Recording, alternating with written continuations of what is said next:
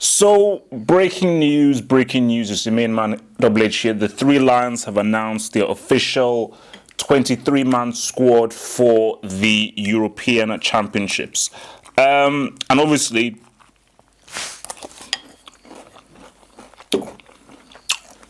the big news, yes, I am eating as I'm doing this. Please, please, please sue me. Big news is Rashford. And I think the biggest thing going into this when I did my preview was it's Hodgson, who shouldn't even be the manager, by the way, because this guy actually should have been sacked.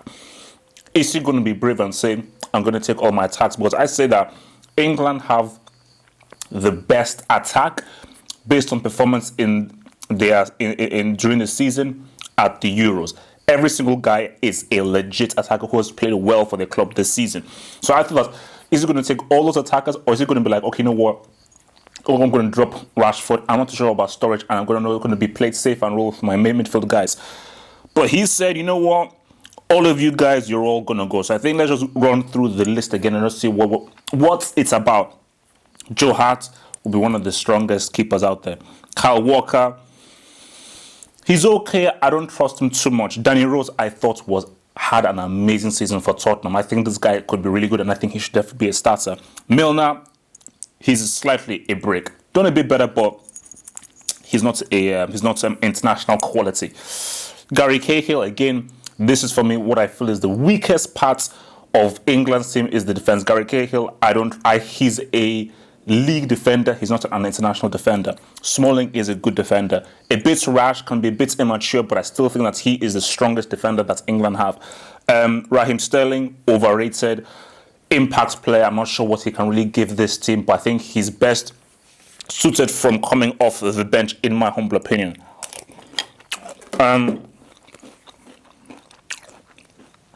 Lallana, useful. If Hodgson allows Lallana to express himself and play his game, because Lallana doesn't play like a typical English player. He's actually very skillful and has got a very good football brain. But if they allow Lallana to play his game, I think he can be very useful off the bench and to bring a different dimension if Hodgson wants to change the shape of the team. In subs bench, Harry Kane, one of the strongest strikers. This is a tournament, his first international tournament, and this is where he can really prove himself up that he's a world-class player. So I'm expecting big things from him. Wayne Rooney, what can be said? Play him in the hole. He's a central midfielder.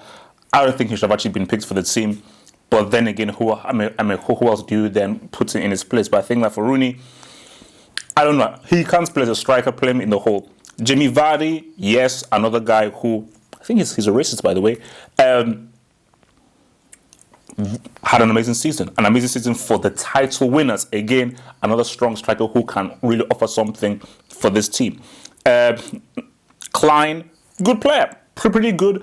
And I think that he can be very, very useful. And for playing for England, he's actually been pretty good. Fraser Foster, again, another strong keeper. Henderson, again, a weak point for England. I don't think Henderson can dominate a midfield up against Iniesta or Toni Kroos or Moutinho. I think that he will be dominated. So for Henderson, I'm expecting him to, whether he can raise his game for this international football, because midfield will be very important for England. Sturridge, he had to go. Don't give a damn about injuries and everything. I think Sturridge is the most technically gifted striker that England have and one of their best players. He simply had to go. He's very important for this team. And remember, he scored in his first tournament at the World Cup. So 100%, I'm looking forward to him. I think he's one of England's strongest players. John Stones, tricky because he's a hot-headed kind of guy, young kind of guy. I'm not sure whether you want to start with him. So Hodgson has to be very wary about which games that you play him for. I don't think he's suited to playing against a team who play quick and have a strong attack. I think he's suited to playing against a team who you can dominate, i.e. he'll be good against someone like Slovakia. But if they go far into the tournament, against like a Spain or Italy, don't play him. Eric Dyer, squad player, not really a starter. Wilshere, he's not played a lot of football this season, but he's still Wilshere. He's still one of England's best players. It depends how fit he is. If he's very fit, 100% he should start. If he's not too fit, he has to come off the bench. Ross Barkley, I like this guy. I think, again, this, along with Sturridge and Wilshere, is one of their most talented players. I don't give a damn about what Everton's season was. He was one of the best players for Everton. He's a really good player, understands the game, understands how to play the game the right way. 100% this guy should be a starter and should be a very important point of how England attack. Dele Alli, again, Nigerian. Yes, okay, half Nigerian, thank you. Dele, that's what it is. It's not Delhi, it's Dele. Dele, great season for Tottenham. Absolutely great season for Tottenham. Again, I think he can come off the bench, but he can start a few games. But I think he can be a very good impact player, a lot stronger than Sterling, who is overrated. Dele Alli is the real deal. Bertrand, squad player. Tom Heaton, who the hell is that? Marcus Rashford, there we go. Rashford, this is it. You always need a wild card. Owen in 98, Rooney in 04. But what became of Owen? Nothing. What became of Rooney? Nothing. Rashford, chill. Let the kid breathe. Sorry, it's going to be, I'm doing my football hot show tonight again, which is going to be the daily show where I'll actually discuss Rashford in much more detail on the show, which will be happening live. Chill. He had to go. 100% he had to go. The dude scoring on his debut, he had to go. Based on the kind of, because when in these tournaments, there's always, it's made for those young bucks, those youngsters who are coming in without any baggage, fresh off the thing. They're playing with house cash. It's fresh, so you need that. Which is what Owen did in his first tournament. Which is what Rooney did in his first tournament. Because without what you lose in experience and age, you gain in freedom. You know, freedom to make mistakes and just play freely, which is what you always need in your team. A guy who is wild, crazy, and ready and just free to do things and just there to enjoy himself. So for Rashford, 100%, he should go. 1,000%, he has to play. Because again, Hotty, you now have options. So now you now have to bring in your coaching. Do you play with Vardy and Sturridge? Do you play with Harry Kane as a lone striker? Who do you partner up with? When do you bring Rashford into the game? Do you start with Rashford? Who do you play Rashford against? But the beauty about this is options. So now for Hodgson, as a manager, you have to say, okay, well, we're playing against quick defenders. We need quick players. We're playing against quick defenders.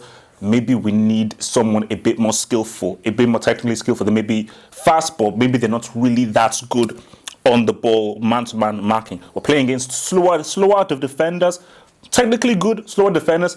We need some speed. That's where you can bring in someone like a Vardy, who's very speedy. But for Rashford, he gives you speed, he gives you skill, he gives you goal-scoring ability, he gives you positioning. So it's all beautiful, it's all gravy.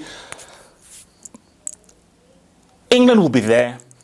Just the best thing for England is to do, don't hype your boys up. Don't think you're going to win it. Favorites are Germany, France, Spain, those boys. But if England just go in there, humble pie, man, because this defense is shaky, keeper is great, defense is shaky, midfield is shaky, that attack is big time.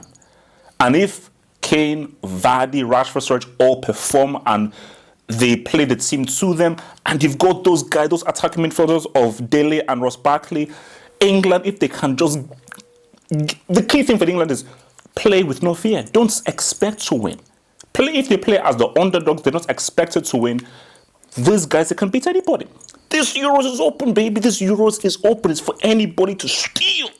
So if they just play freely, without any fear or hindrances or any expectations or pressure, England, who knows? I don't want to say that they're going to win it, but who knows? Because that squad, that attack with a few players, it's tasty. It's tasty.